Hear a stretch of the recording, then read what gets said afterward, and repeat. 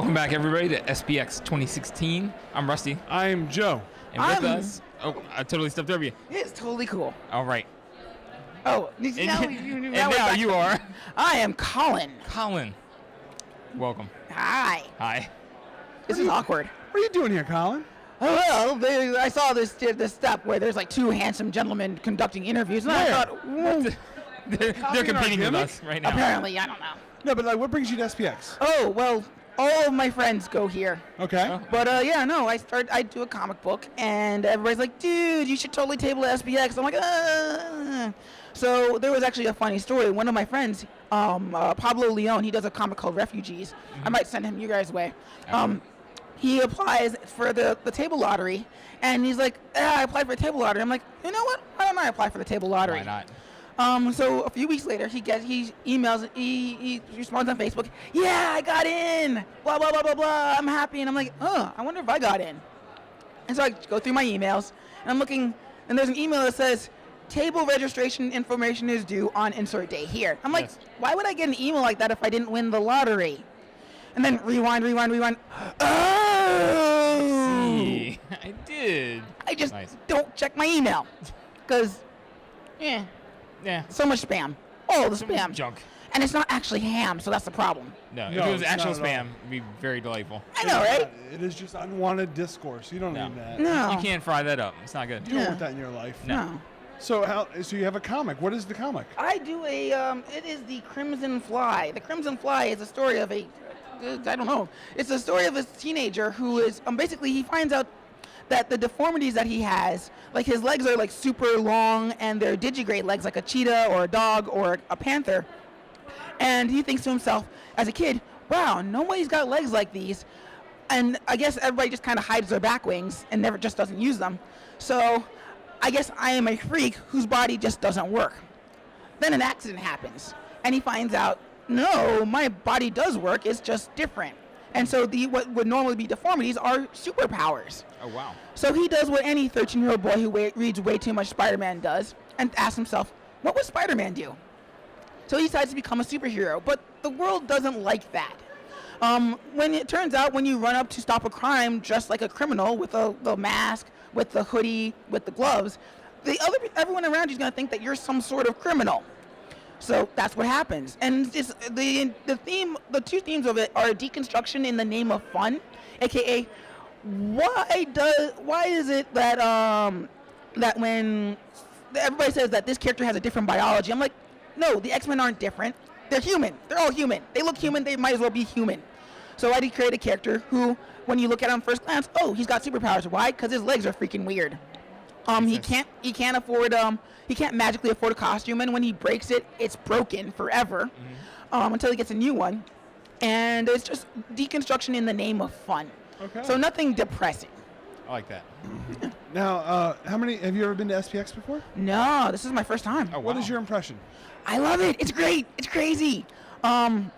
It's great not competing with Batman, Superman, and Spider-Man. Yes. Because when I was at Baltimore Comic-Con, I don't mean to be crapping on Baltimore Comic-Con because they're great. People. It's a great show for great people. But when people would come by, they would see the other gimmick to my comic that I actually did not mention, which is kind of dumb. We'll get to that after this.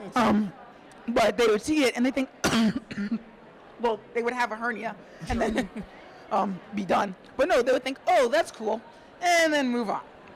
And if I had $1 for every, oh, that's cool, I'd have made back my table. Oh, Yes. That's wonderful. But here at SPX, it's like, oh, that's actually really cool. How much is it? And that's I great. will actually follow through now. Yeah, I mean, a lot of Exactly. people that are here are actually here to find things like your comic. Yeah. Maybe not yours specifically, but that's the kind of thing they're into. And it's great because like I was actually talking with some con-goers. There's a sort of weird, fragile ego in commercial arts in the Western world. It's not quite there in the Eastern world. They have their own things, but in the Western world, it's take me seriously. Look how special my ink line is. Look how deep and dark my stories are. Look how convoluted and complicated everything is. Take me seriously. Whereas here at SPX, there's a person whose banner is literally two dudes kissing. Why? Because they're not worried about, oh no, what will the rest of the world think? It's like, no, I want to draw two pictures of two dudes kissing. Yeah, That's why they're here. They have That's something what they it want is. to Deal share. with it. Yeah.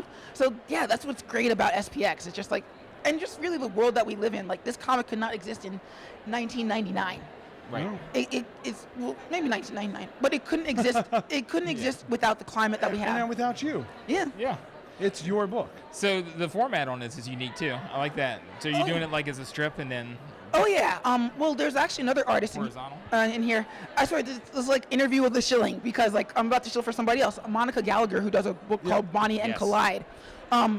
That's her format, and so I was like, oh, that's really cool. I should do that, because like you print traditional with the strips, and it's like, it's so awkward. Yes. Whereas it's like, no, flip, flip, flip, flip. You're set. Boom. Same size paper. Just, Yeah. Just take a different approach to it. Oh yeah, just like that's cardstock on a regular printer. But what helps is that because the colors look faded, but you got the cardstock, it feels like newspaper, or it looks like a newspaper print. So it doesn't feel like, oh, that's so cheap. Why didn't you get professionally printed? It just looks like, instead it looks like, oh, that's a cool design That's decision. an I'm aesthetic. like, yeah. That's awesome. So You speaking of the mentioned format, something- yeah. you have another approach to it as well. So the other thing I liked about the Crimson Fly is the other thing is that when I was a student in school, I went to grad school at the Savannah College of Art and Design, and most animators either become sequential artists or vice versa. And they decide for themselves, okay, well, I'm going to pick one or the other. I'm going to do comics or I'm going to do animation. And I was like, but I like them both. I can't decide. They're both great. So for my graduate thesis, I decided I would mix the two of them. And so what I decided to do was create an animated comic book. And I like to separate it from the motion comics that come out, because usually with motion comics it's this thing where they there's either sound or dialogue, or they move the mouse like but it's never really truly animated. No. So as a student, I was checking out there's a storyboard artist, his name is Ryan Woodward. He does a comic called Bottom of the Ninth. And then Bobby Chu of Imagination Studios, he does a comic called Nico and the Sword of Light, and they were fully animated. And I was thinking to myself, I could do that. I know enough basic coding to be able to do that. So I put my animated skills together, and I started doing a comic where the panels actually move. That's awesome. And so, yeah. Let's spin around so everybody can see. Woo! And this is the part where I can't see the buttons. I hit all the things that break. So I created I don't know how it's going to show up. We'll I have see. no idea. We'll find out, right? I know. Link to it. That's okay. So I wanted to sort of do something that nobody else was doing, and really make a comic that couldn't be printed. What ended up, because what usually happens with webcomics is that the less morally scrupulous of us will go to a comics website, they'll see it, they'll think to themselves, oh, right click, save as, and then just keep doing that, and then suddenly you've got an archive of comics on your computer. Yes. It's not cool, because we all have to work for our livings, and we all have to do that. Yeah. But I wanted to make a comic that you couldn't just print out. And sure, I could just save these in a format that you just can't download, because Adobe Flash is nice like that. Or I could make something that just like truly changes what our medium is. Right. Because like with movies, you go for the experience of seeing the spectacle. You go to see Iron Man fly. You go to see Harry Potter on his broom chasing a giant dragon. But when you read a book to get inside Harry's head and think about what his thought process is and what his next moves are. But with print comics, it's the same deal. You get that sort of visual imagination. You get to imply things. But with digital comics, the vast majority of us, what we do is we just do the print, but on a screen. And that's it's not boring. It doesn't really take advantage of anything else. Exactly. So that's what I wanted to do. I wanted to make an experience that you had to actually engage in. So rather than just making a series of movies, it's like, no, you have to hit play. Now, do you expect to continue the adventures of the Crimson Fly? Oh, for a very long time. Okay. Nice. One of the things that bugs me in traditional comics is that Pun, basically, because it's... Oh. Right over my head. One of the things that bugs me in traditional comics is that there's this sort of reset every 7 years or so when the audience resets. Yes. And that's fine. I totally understand why that is. But it implies that once you turn 30, your life just becomes instantly boring. There's stories to be told there. Like, what is your legacy? Being able, instead of trying to figure out what you can do, trying to figure out ways around the things that you can't do. How do you pass on what you know? How do you make use of yourself in a future where you're becoming increasingly obsolete? I want to see my character get old and deal with that. deal with like one of my future storylines is the idea that in his absence, once he retires temporarily, a new crop of Crimson Flies shows up based off of his stories. Some of them are good, some of them are bad. Some of them are bad guys trying to be good. Some of them are good guys who are just really bad at being good. So I want to explore that adulthood. Because, again, your life doesn't instantly become boring once you get old. It just changes.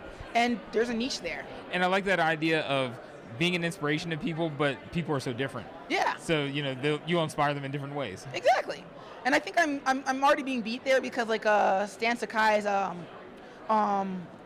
Usagi Yojimbo, still going. Yeah. What else is still going on forever? And especially in the webcomics front, I think Fred Gallagher's Mega Tokyo is still going. Yeah. El Shive is still going. I don't remember his name, but Sluggy Freelance is still going. It's interesting because you have a lot of like mainstream superhero books, and they are still going, right? Yeah. But when it's creator-owned, when it has a personal touch, it's still going, but it also evolves. It's not staying the same. Yeah. And eventually, if you choose to do so, it can also come to an end. Exactly. Yes. Like that's what Robert Kirkman's doing with Invincible. Right, Exactly. exactly. Admittedly, he's already tackling a lot of the same themes that I'm doing, so I'm like, oh, Yeah. Yeah, well, Like, there don't worry about that, are only Irvin. so many themes that can be tackled. Oh, The yeah, important it's just is what how you bring approach to it. it. exactly, because that's the way I always tell my students I teach art at the Art Institute of Washington in Roslyn, Virginia, is it's not the originality of the idea, it's the execution. How do you Absolutely. tell that story? Like nobody's gonna tell the same story, and that's why I'm also not worried about people copying or stealing or whatever. It's like you go do you, but I guarantee you, the second that you split off, it's going to be instantly different. Yeah. Like you saw that with Full Metal Alchemist, with the 2003 anime versus Brotherhood. Totally different books, but still tackling the same themes, and finding their own ways to tell the same story. So, Absolutely. Colin, I have a crazy important question for you. oh, do tell. Do you want to answer a mystery question? Would I? Yes. Wait, that's a yes, right? Yes. Okay, good. It's like, do you mind? Mystery. No. Wait, is that a yes or a no? Well, the mystery questions can be a great burden. Bum, bum, bum. So it's a quarter. One And- quarter will do it. Oh, other way. Sorry. Okay. I'm sorry, I never get lucky with these things, so I never try. You can't fail if Oh. you don't succeed. No, this is going to be a winner. They all are. All right, if you wouldn't mind. Yes. They can be hard. There we go. Nice. Not for him. Without breaking it, too. I have not been He able to chose do his that. own path. All right. Do you kiss on the first date? Is this a date? Wait, is this for me or you? It's your question to answer. Oh, am I asking you or am I We're answering? answering it. Oh, Do I kiss on the first date? Well, interesting secret. Never been on a date. Okay. So So maybe. theoretically. theoretically. Oh man, that's gonna depend on chemistry. Okay, It so does. the next part is this the date? No. Brain explodes. Guys, we're never gonna know the Guys. answer to this. No. It's heavy. It's just too heavy. Sorry. Because on one hand, it's just like you're two very sexy Yeah, gentlemen. right. Obviously. So- I mean, it happens. Right. At the same time, I don't know if I'm ready for that I yet. got this. It's- Hey, Rusty. Yeah. Do you kiss on the first date? Do I? Sometimes. Is this a date? Well, no. Oh, Sorry. I'm honest. I'm sorry. Guys, I keep losing today. He's I keep striking out. old Joe. Sorry, buddy. Purple's not the color for me. It happens. It Oh happens. well. Colin, Next time. It's yeah. fine. where can people find your work online? Well, if you literally put in SKIPPERWING Skipperwing into Google, I am literally the first page and a half. I am very proud of that fact. That's All right. nice. But if you wanted something specific, the crimsonflycomics.blogspot.com. That's where you can find the comics. Almost every Monday there is a new update. Every Wednesday after that Monday, I put up a speed paint video on YouTube showing how I made the comic. Oh, that's cool. Yeah, that's a fun story. I tried to live stream and that just didn't work. So, but the software was recorded, so I'm like, you know what? Condense. Absolutely. Yeah. But yeah, other than that, if you just like Skipperwing, almost every form of social media that can be purchased, I am on there as Skipperwing. Well, every family-friendly one. I haven't yes. expanded into adult Rusty's entertainment. dominated the other parts of the Yeah, market. I don't mean to, take over, but Yeah, he's a sex pest, and he just infiltrates. Is that why I Yeah, can't find I Skipper Wing on dominate. the hamster site? Really? yeah, sorry. I mean, Dude. I dude. didn't know. I didn't want to be personal. I was gonna I'll use work that. with you now. I'll Maybe you could just I'll give it take to care him. of it. Yeah, Hey, All right. my cool. gift. Well, thank you so much for talking with us. Thank you so much for Yes. having me. It was awesome. Excellent. This has been amazing, and you guys have to tell me the secret of how your voices are still intact. Robotic cyborg Yep. throats. Yeah, cyborg. Not throats. real. So you're Terminators. Yes. Kinda. You're not here to kill me, are you? No, no, Well, no, no, no. Okay, cool. Just Luckily, checking. it wasn't a date. We may have killed you. If it was a date.